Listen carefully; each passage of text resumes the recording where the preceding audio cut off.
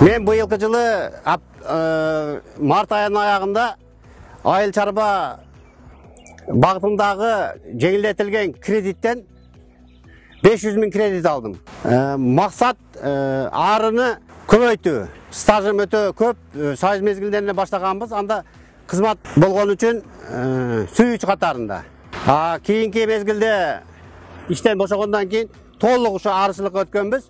Арышылықты көбейтіш мақсатында ақша қаражаты керек болды. Тез 3-4 күн ішінде бүт документтерді түшіндірішті, 3-4 күн ішінде дәрдадық. Ошол 500 000 кредитті алдым. Аға 100 семья ары сатып алдым. Жақшы яштерден 50-ні алдық. Ошо менен семьясыны 300-ге жеткірдік бұл жылы.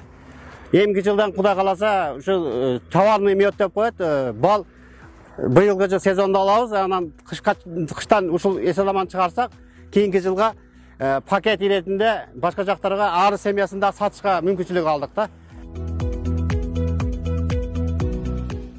2022 жылдын февраль айынын орто ченинен баштап РСК банк тарабынан айыл чарбаны колдоо 10 долбоору боюнча насыялар бериле баштады. Бул долбоордун жылдагыдан өзгөчөлүктөрүнүн бири пайыздык чендери 6%га чейин түшүрүлгөндүгүндө.